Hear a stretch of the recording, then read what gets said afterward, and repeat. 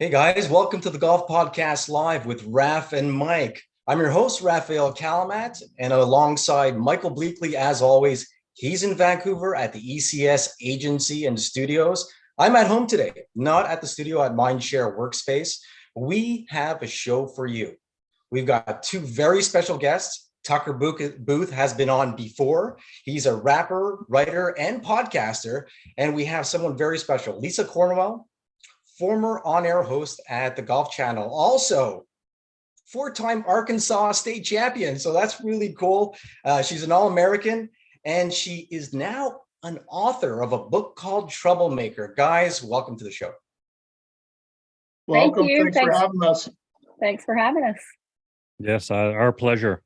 And welcome back again, Tucker. First, Tucker, we broke all the rules last time you were on the show. We got into talked about politics and religion, which is sort of a no-go. But so welcome back. Glad to be here to break all the rules. This is a new project Lisa and I have been working on, where we're breaking a lot of the industry rules too. Yeah, love breaking rules, boys. Anything I can let's do. do it. First of all, I just want to say thanks for sharing the book with us. It is called Troublemaker. Fantastic title. It's intelligent. It's honest. It gives us an inside look at a lot of things in the golf industry people don't know about. Before we get started with that, give our audience a little bit of info on who you are, Lisa. They might not know who Lisa Cornwell is. So tell us about how you got involved with golf. Well, I thought your intro was pretty good, Ralph. I mean, you hit a lot of the high points. Thankfully, you didn't date me on when those state championships were, but like a lot of us, a lot of your listeners, I grew up playing the game, started playing at the age of 5 and just fell in love with it. I mean, I was a competitive junkie when I was a kid, and I played every sport that there was, but there was something about golf that was different from the team sports because I liked that pressure and the adrenaline being on me. And I just think because of, my addiction to the game early and the hard work, that like anything else, it paid off. When you put time into something, you're devoted to it, you have a passion for it, you can't help but get better. And so getting the taste of competition early, I just wanted more of it until all of a sudden I didn't. I mean, I go through in the book in great detail. I won't talk about that now.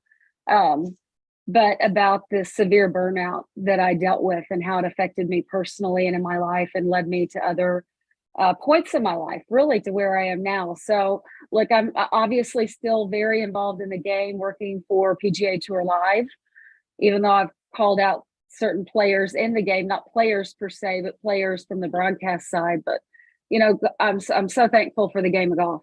It's such a big part of my life. It's such a big part of who I am.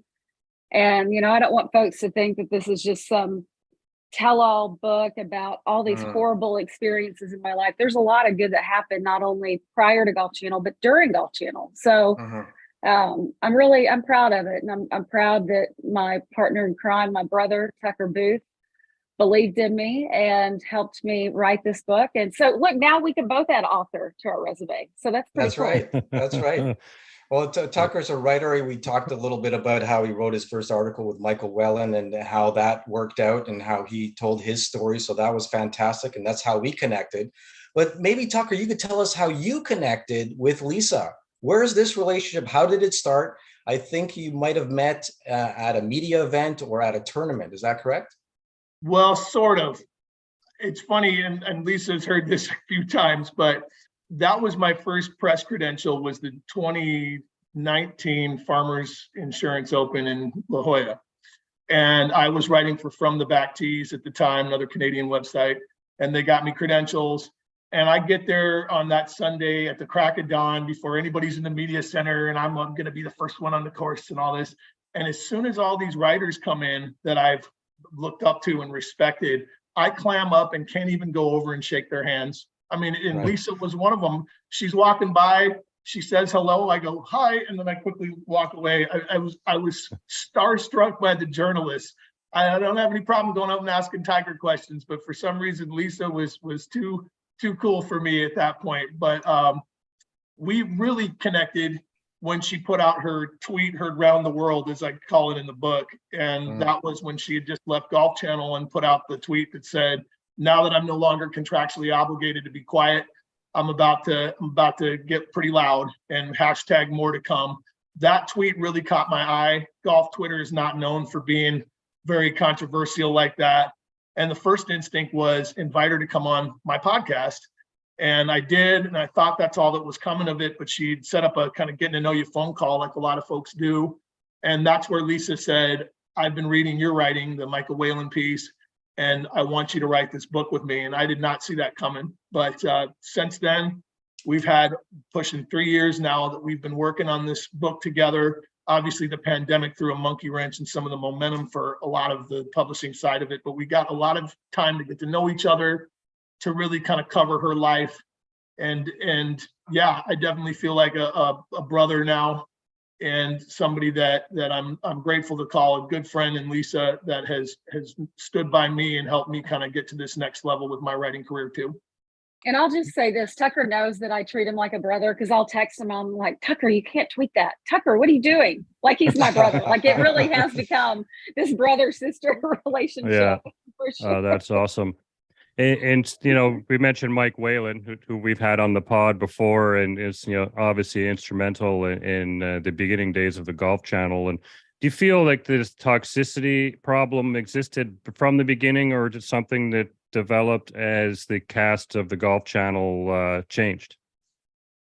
Yeah, so look, the Washington Post did a really good job of sort of unearthing this whole culture that had been at Golf Channel well before NBC took it over. I think the problem is in the time frame, and you look at the dates, not that you expect it as much, but you really do. I mean, society's evolved. Society's gotten better in how we treat women, how we treat minorities, how we are, with just racial equality across the board. And I think what the Washington Post exposed was that even though society was slowly getting better, Golf Channel really wasn't. There wasn't any progress made within the walls of the network, and that was pre-NBC and post-NBC. So it really spoke to this whole culture, not just at Golf Channel, but really NBC. I mean, we're coming off of the Matt Lauer story, coming off Chris Matthews, and these things were still taking place. And, when I got there and I slowly started noticing that these, as we call them in the book, these untouchable figures, that they literally can do almost anything and get away with it. And that's what happened. That's what we revealed. And to be quite honest, that's what the Washington Post, the investigation, revealed as well. I think golf has an image of being very squeaky clean. It's and now that times have passed and things have occurred over the last 25 years in media, things are really coming out, not only with Shipnuck and Harrig and other writers who are finally stepping up to tell a story that a lot of the insiders don't want to hear, but I think they need to be told. And we had a great time talking to people like Gary Williams, Craig Cann, Vince Cellini, Todd Lewis, and Michael Whalen about these things. However, everybody tiptoes around certain questions, or they're not comfortable. That's why we always ask before the cast, so we don't talk about them. So having the courage to talk about it and relive it, because I can't imagine how it feels to go through the ringer like that and talk about someone like Brandel Chamblee, who's still in the spotlight, who's still well respected, even though he's very controversial. And that brings me to the Brandel question, because he gets his own chapter, right? We talk about that. You really got my attention with some of the things that happen. I think a lot of people experience that. And once they read the chapter, they're going to be able to relate. And I thank you for that, because if you walk into a room and you don't feel like part of the team, then, you're always tiptoeing or you're apologizing for no reason. Tell us a little bit about that chapter, or maybe an incident that you could share with us. Well, like that chapter, I could have written a lot more. I will say that. I wrote what I could tell that could be verified. And that was one thing that was very important to me, especially from a legal perspective. There isn't anything that isn't told in this book that cannot be verified by another person. Because, people will come after you, and they'll come after you in every way, shape, or form that they can to try to silence you. They did that throughout my time at the network. So this was the stories that I told were about some instances that not only happened to me, but look, I'll come out here and say it, the worst one. And I've been a very loud advocate against Brandel working any women's golf tournaments. You know, he's hosted on site for the U.S. Women's Open. He's done it in the past, I believe, at the KPMG Women's PGA Championship. But after learning about this best breast contest that he had with another coworker, I could not mention that. I wasn't involved in it, but I know that it happened. And a lot of folks always wondered, you know, I would get people say, Lisa, just because you had an issue with Brandel, he's earned the right to be at those tournaments. Well, what they didn't know was this story until now. And, you know, I've said this time and time again, I didn't write this book to get Brandel Chamblee fired. I mean, it's pretty obvious that the guy's untouchable. I'm not out on a mission to get anybody fired. I'm just on a mission to tell my story and to tell the incidents that happened, because the only way to stop these things from happening, and they have happened time and time and time and time again, whether you hear it from me on camera or you hear it from folks off camera, they'll tell you the stories. They just oftentimes won't tell it publicly. I have no problem telling it publicly because I am determined to get these things to stop. You have to hold people accountable for their actions. And that's what I'm trying to do with this book. Let me jump in and just say, guys, that when I first started working with Lisa, one of the challenges I kind of posed to her when she was making these bold claims about Brandel and others were, look, I'm a journalist and this is my reputation that's going on the line in this book too. So I have to be able to go and dig on these people and on you, Lisa, and see if all of this checks out. And Lisa was pretty bold. She said, try me, go for it. You know, I got nothing to hide. So I did indeed do the vetting process of my own, where I called everybody I knew that I knew these folks, knew Brandel, knew Lisa, and asked them these questions. And I asked them pretty open-ended, like I would, just, you know, what are your takes on Lisa? You know, was she easy to work with? Was she a pill? You know, stuff like that. Brandel Chamblee, what's he like? And these open-ended questions consistently yielded the answers that she speaks of in the book. Number one, Lisa was liked by almost everybody. The only people that had anything really critical or nasty to say about her are the same people we're ringing up in this book. And Brandel Chamblee got no vouches from anybody that I talked to. And these are people that work closely with him still on the set who didn't want to lend their name publicly to this book. But I can tell you, nobody was vouching for this guy's character. Everybody said that he was nasty and a bully and worse. And that says a lot, you know, that she was willing to let me dig all that dirt. And all I found was exactly what she said. Yeah, you know, your comments about Brandel in the chapter, and you know how he treated you, Lisa, as you're trying to make small talk to build a relationship in the workplace, and he just shuts that down. Like, you know, that just, you know, to me, it was so deflating. If I did that to any of my staff, it's awful. Not how you build rapport amongst a team. But like, why do you think Brandel is so untouchable? Because there are, you know, there's a lot of fodder out there that you know have his behavior, and he can be you know, very analytical and detailed, but yet he's literally throwing shit at everybody from his pedestal, and you know, he's still there. That's a great question, but we see it all the time. I mean, we see it on different networks, and I think that it comes down to at what point will the line that he crosses be too much? I mean, we've seen it, you know, so many times from different journalists throughout the years. I mean, the one that we write about in the book related to Chris Matthews and just the obscene things that he said about Hillary Clinton and some other women. So, like, I don't know. I guess it's like anything, controversy sells. But, you know, the recent criticism that he suffered, I think people are starting to see the light between what happened last Sunday with Brad Faxon on set. Right. And again, like, you know, you can be a jerk. Unfortunately, it's not illegal to be an asshole. I say this all the time. Yeah.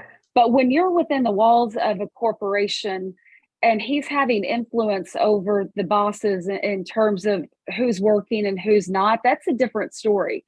And like, my issue with Brandel we would have had issues. We would have had work issues because, you know, he was just a jerk to me.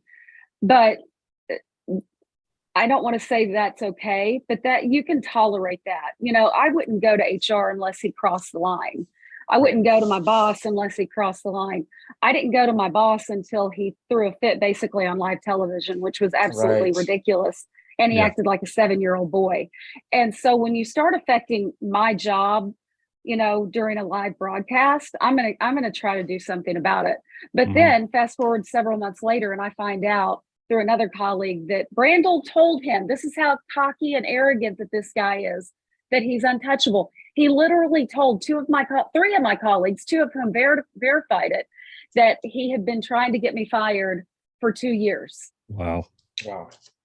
For no reason. I mean, crazy. I can't, I would only try to get somebody fired if they were like breaking the law or, you know, sexually harassing a friend of mine, or, you know what I mean? Like, you have to have reasons for trying to get somebody fired, not that you just don't like them.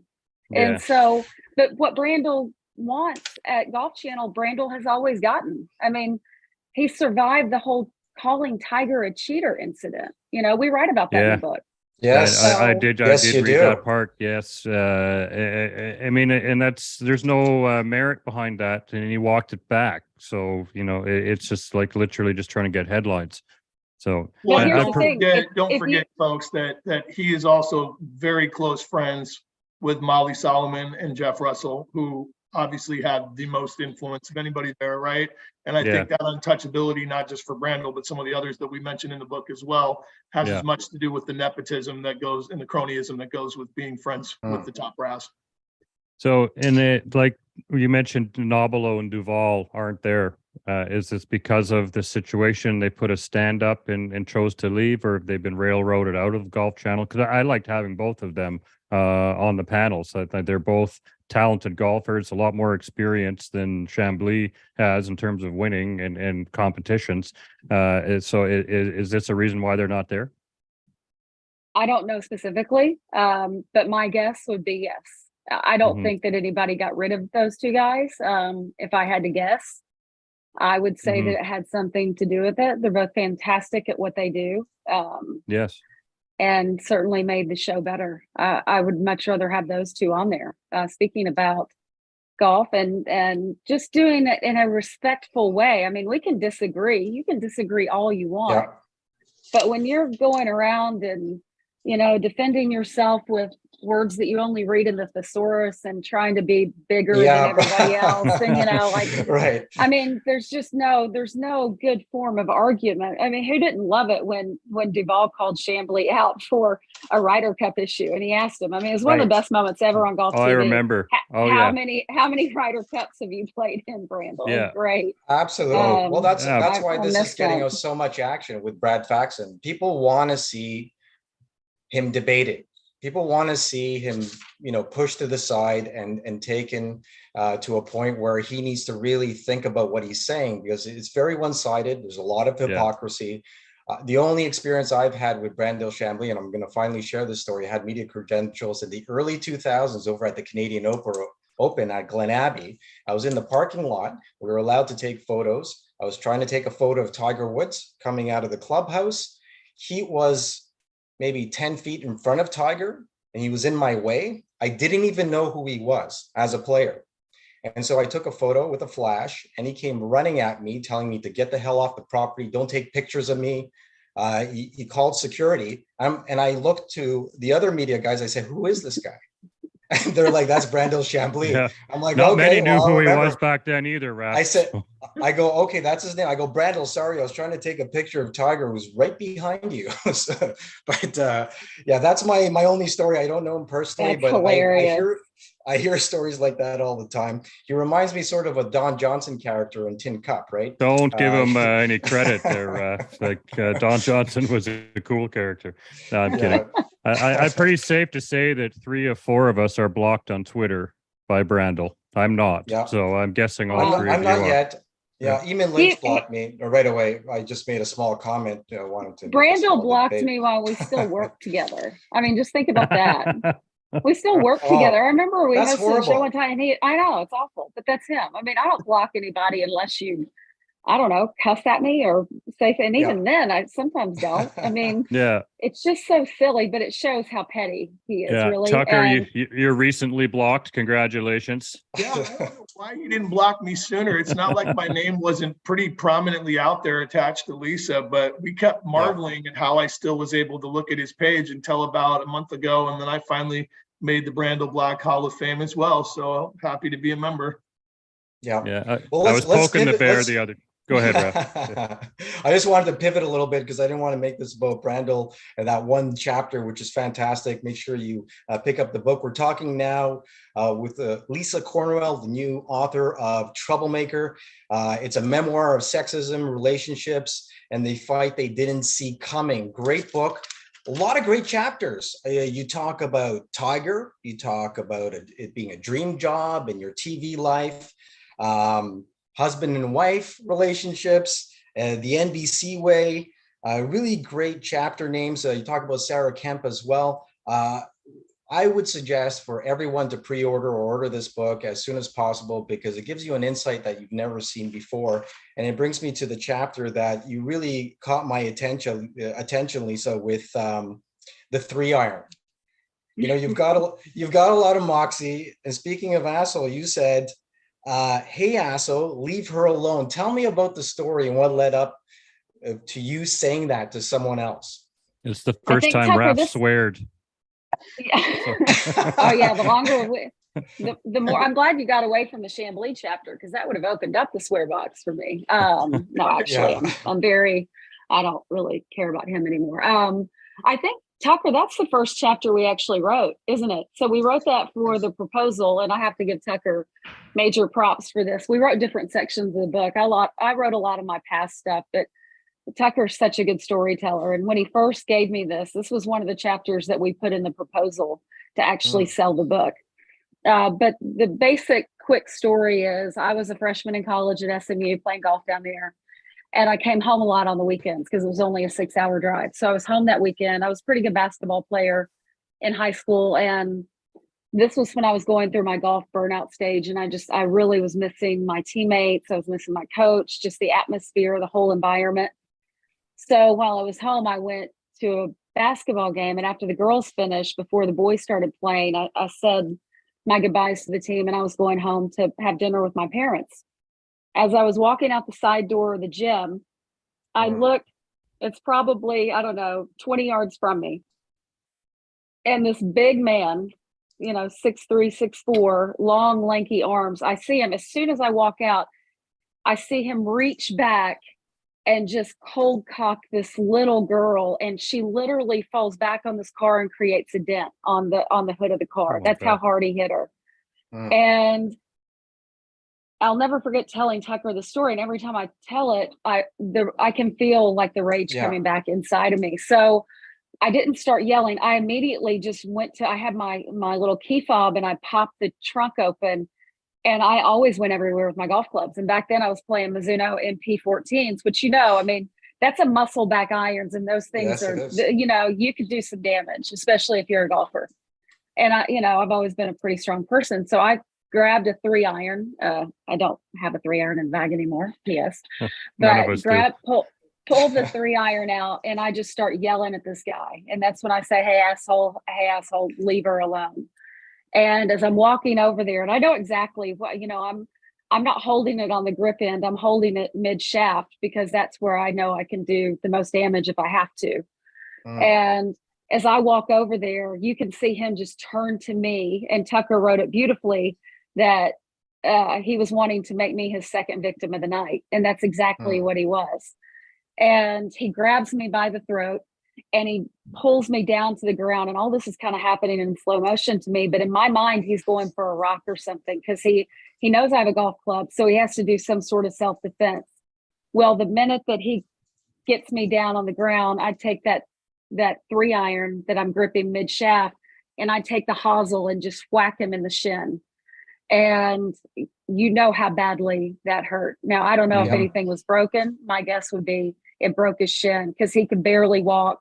He's screaming in pain. And that girl runs off to the bathroom. But, as Tucker and I wrote that the worst part about it was that, I mean, forget the guy who did it. There were 15 to 20 people watching who were doing absolutely nothing. Nothing. Like they That's were just in, disgusting. like it was like they bought tickets to watch this, like it was an MMA fight or something. It was absolutely horrific. And it certainly, I think, sort of set the tone for me and let me know that even at a very early age, I was willing to do whatever to stick up for people. I mean, I could not just sit there like them and watch this. I could not step in the ring. And, you know, if I had a golf club, I felt pretty well protected. You know, Yeah. I knew what I could do with it, and I knew the damage that I could do. Well, thank you for sharing, Lisa. It's not easy to relive it, to talk about it, and you're going to have to do this time and time again now to promote the book and talk about how you felt. So thanks for sharing. It's not easy. It's not hard to relive, you know. But people need to learn from that, Lisa, That's right. because especially now with cameras, everyone's trying to capture a moment, and it's like, no, like help out humanity, go save somebody, Yeah. jump in, because standing up to bullying is important. And really, most of them are cowards. So if they're challenged, they back off. You know, so I think it's just general that people can't be scared to stand up to a situation, Well, you even just if it's a nailed it, scary man. situation. You just nailed it on the head. This is back in the era when people didn't have smartphones that she was Yeah. willing Right. to do this, and people were still gawking at this. Now Yes. people look at this like it's great content for their YouTube page or whatever to film Yeah. fights. There's whole fight pages online, and Oh, it's just right. awful because the moral courage that it takes to step in and break up a fight really isn't that remarkable. It seems like it because so many people are such cowards, as you just said, but it's Yeah. not. It just takes a good person that's willing to stick their neck out for somebody else. Yet society says, don't get in the middle of it. Don't rock the boat. You don't want to get hurt. Think of yourself. It's all this self-centered logic that gets in the way. And I do think that chapter is really noteworthy because, you know, here's just this one girl, this like college Yeah. girl that's willing to step up and fight for someone while everyone else stands around doing nothing. Yeah. Yeah, and showing that courage, you know, is what's going to encourage people to come out as well and talk about issues in the past or things that are happening right now. Tucker, can you tell us where we could find the book, where our listeners and viewers could actually pick up the book or order or pre-order? Well, boys, it's everywhere, and I was so excited because the day that it dropped last Tuesday, I went and Googled the name of the book, Lisa Cornwell Tucker Booth. That was it, just Troublemaker, Lisa Cornwell Tucker Booth. And it was just link after link to every major company you can think of is selling this. And the pride that came over me seeing this was huge. And we're talking Amazon, obviously, please, you can always get it there. I saw it was at Target, it's at Barnes and Noble, Walmart. Fantastic. You name your company, I'm pretty sure they can get it for you. All the indie bookstores that are out there, Google, Apple, but it was just all of them. And it was so cool to see, you know, I've dreamt this dream my whole life of being a published author, and to finally see it come to fruition last week was pretty special. So please go pick up a copy. Very cool. It's available in stores now. And we'll link the most common links, Amazon, your website, in the YouTube comments, and as well as all the podcast platforms in our comment section. So anyone watching or listening, you'll be able to get direct link to it. Mike, I think we've grown to 19 platforms right now, so we're pretty excited to share that. You know, one of the exciting things about this book is seeing Hillary Clinton's name on there. And tell us about that relationship, how that came about. You know, she said that this book is thought-provoking and it's a brave book. Tell us about your relationship with Hillary. Well, obviously it came about, and some folks know this. I don't know if everyone does, but Bill and I are related. And so Tucker knows that throughout the process of us writing the proposal, he mentioned that it was during COVID. So I would send a lot of stuff to Bill. I mean, I was lucky because it happened during that time when he wasn't traveling as much.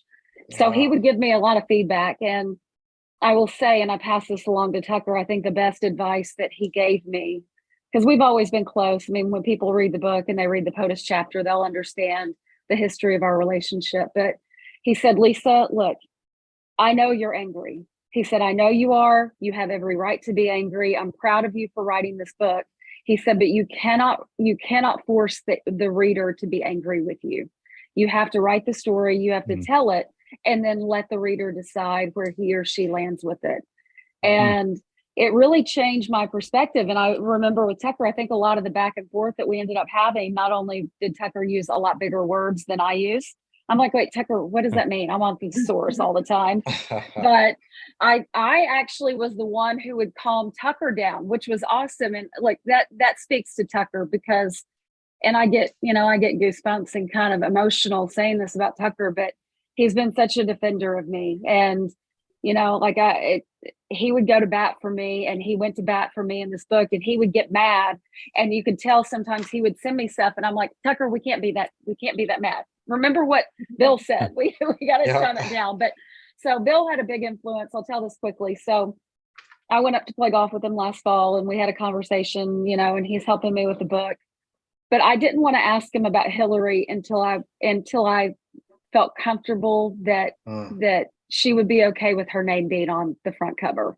And that means the final product, that, I would be proud and she would be proud to have her name on it. I didn't want it to be anything that would damage her at all or, throw her into the middle of controversy. So once we got the book back from the editor and everything was good, I literally had 2 weeks to make this happen. I called Bill and I said, and normally when we talk, it's this long conversation. We'll weave our way through politics and golf and, it could be 45 minutes or an hour. This time I call him and I said, hey, I didn't want to ask this before. And, I hate to ask you for things, but I've talked to the publisher, I've talked to the editor, and they really think with Hillary's name on it, it will help get it outside the golf community. And that's what I wanted. I want non-golfers to read this because it's not a golf book. And so Bill, all of a sudden, this has never happened with me before. He became very businesslike. He said, okay, I know what to say. I'm on it. I'll get back with you. And basically hung up. And I'm like on the phone going, what just happened? And so long story short, they were on vacation. So I hadn't heard from them. And I'm literally sitting outside. I think I had told Tucker, I'm like, I don't think it's going to happen. It's going to print tomorrow. This was on a Sunday night. I'm sitting outside with Sarah. We're drinking a glass of wine. I'm kind of disappointed because I haven't heard from him. He calls me at 9:45. And he said, she's going to do it. And I was like, what? He goes, she wants to do it. She's read it. She wants to do the foreword. I was like, oh my gosh. I said, okay. Wow. Okay. And he said, we can get it. We're on vacation. We'll get it to you in a couple of weeks. So I have to fire off an email or a text to the editor. And I'm like, it can't go to print. This book can't go to print. Hillary's going to write the foreword. So long story short, a couple of weeks later, they write the foreword, he's giving her notes that I had given him. And she's sitting at the dining table writing this foreword, and he screenshots it. He's sending me screenshots. That's how I got the foreword from Hillary. Screenshots from Bill at the dining room table. So yeah, it was really cool. A lot of people have been very political. As you guys know, you've read it. This is not a political foreword. This is a very personal foreword. And it talks about our relationship and our family connection. So, for the haters who won't read it because of that, I just tell them to be a little bit bigger and understand the big scope of this and the meaning behind it. And it's such an honor to have her input for sure. One anecdote I'd love to add though is that one of the pre-copies of the book that I sent to some folks that had been interested in it, I got feedback from one of these folks saying, I was really interested in Lisa's story and I've always been a big fan of her work, but I am not a Democrat at all. I had had negative association with the Clintons and was not enthused that Hillary had written the foreword. And he said, after I read this book and specifically the chapter about POTUS, he said, I not only felt more akin to the Clintons than I ever have, but I honestly felt grateful for their service in politics. And he said, I'm not going to change political parties. I'm a dyed in the red conservative Republican, but Lisa wrote so poignantly about them that it's given me more respect for what they've done for our country. And I think she did a really fair and balanced job of not letting politics bleed into the writing itself. But the humane picture she painted of them was one I was not used to. And I created another narrative in my head about what they were like. And she really fleshed it out for me. And I think, to anybody that kind of flinches at seeing Hillary's name attached because of political beliefs, this is not a political book. She's right. Mm. If anything, it really does paint a very human picture of the Clintons. And I feel the same way. I feel like it gave me a lot more insight into them than what we're used to seeing from the media. Yeah, thank Well you for said. saying that. Well said. 100%. And I read, the foreword from Hillary. I haven't got into the POTUS chapter, but I will, and look forward to unpacking that further. But it, like you said, Tucker, it doesn't matter with your red or blue. She's, arguably one of the most famous women or more powerful women in the world. And the fact that, Lisa, you have her writing such great piece is awesome and fantastic. And like, you've golfed with Bill. Does Hillary play golf? If you've been out with all of them together, or does she just let Bill get out of the house and leave her alone for 5 hours?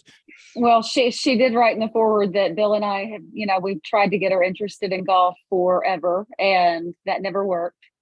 So yes, she would let us go do our thing, and then Hillary, she's a busy woman. She's an intellect. She has much bigger things to do than to play golf. It was always, Bill's played golf since he was a kid, so it was part of his whole lifestyle. I guess when you don't grow up in it, it's a little bit more difficult, especially when you have a job or jobs like Hillary's had. It's a little bit more difficult to get into it, but we've tried. She does play putt-putt.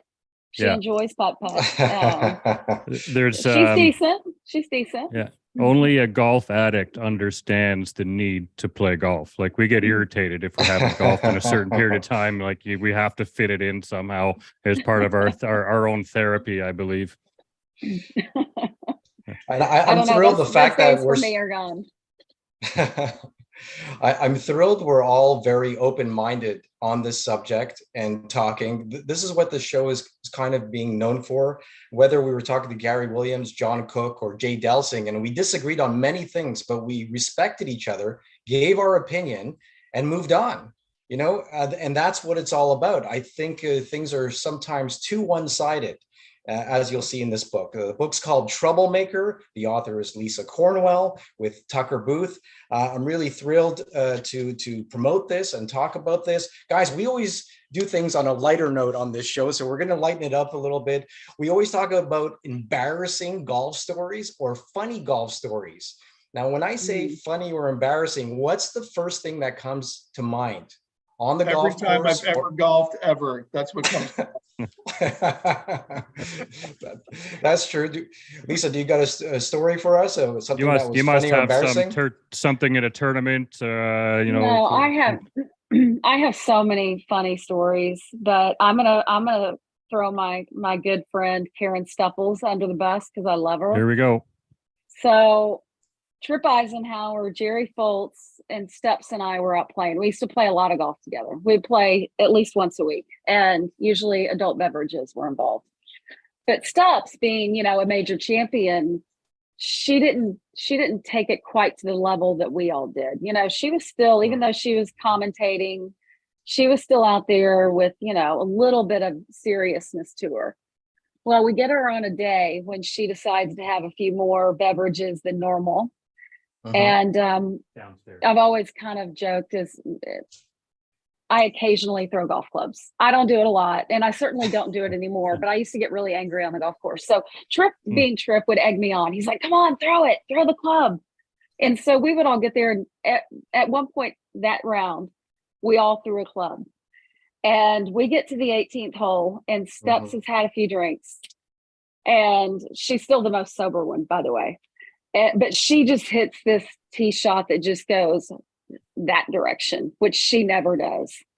And so we're all going, throw it. And so Steps leans back and she tries, and she's so good at everything except for throwing clubs because she's never done it. She literally doesn't know the release point, hits the top of the cart, breaks the top cart, and cracks the hosel on her club. And we're just all like, oh my gosh, like just stick to majors and just stick to, shooting your under par rounds because you're absolutely horrible at throwing clubs. I wish I had a video of it because it was classic. Yeah. So Karen Stupples, she's horrible at throwing clubs. Yeah, Okay, I think I have a you've putter. triggered a I'm memory. world class. I'm world class. You've triggered a Yeah. memory, Lisa, and it actually came to me because my son and I have been going to baseball training at this golf course nearby that we played at many years ago. And my son is the real crack shot golfer in our family, and I'm just his caddy and spirit animal most of the time when we play. But we were playing at this big golf course in Gardena called Chester Washington Golf Course, and we've been playing a pretty decent round. We get to the water hole. It's about 100 yards over the water to the fairway. He gets up in front of a gallery, and this is when he's about 11, mind you, and hits this beautiful shot, but it looks like it's probably not going to quite make it over the water. As it drops in, it skips like a rock over the water and jumps onto the fairway. It goes skip, skip, jumps onto the fairway. Everyone's cheering, oh my gosh, it's a miracle. I go up right after him and promptly shank my ball about 20 yards sideways and slash the air in frustration with my club, not throwing it, just slashing in frustration. And my sweaty hands, it slips out of my hands and falls oncoming traffic on Vermont Avenue behind us and rolls across the street. As soon as it leaves my hand and launches, I go, oh God. And he did get all this okay. We still watch the video of this. Thank God it didn't hit a car. It did crack the 5 metal in half. And to this day, he drives by the course with me and goes, that's that hole, Dad. Awesome. Awesome. Ended up. You remember that? And I go, yeah, I remember. Yeah. But, Mike and I have lots of throwing club stories. You just triggered a good day. memory. I got it. Yeah. I'm actually a member at this course now. Well, it's good 15, 16 years ago. 9th hole, I did something atrocious and tossed my club to the back of the green. It hit the cart path, then like accelerated, lands in the parking lot, and it just bounced, slid right under the back bumper of a Porsche. You know, I was so lucky it didn't hit, and I'm just like, I run over there. I couldn't believe how far it went for one. And I really got lucky on that. But Raf could probably tell you a few more because you, Lisa, I ran hot. As I got older, I've been able to cool down, but I was, people were terrified to golf with me at some points when I was younger. College golf for me, I've told that story a few times, so I'm not going to share it. But thanks for coming on, guys. The book is Troublemaker with Lisa Cornwell and Tucker Booth. It's called Troublemaker. Please go and check it out. Go on their website. You can go to Lisa's handle and Tucker's handle. For the Golf Podcast Live, I'm Raphael Calmat, and for Michael Bleakley, we'll see you guys next week. Thanks, everybody. Thanks for coming on.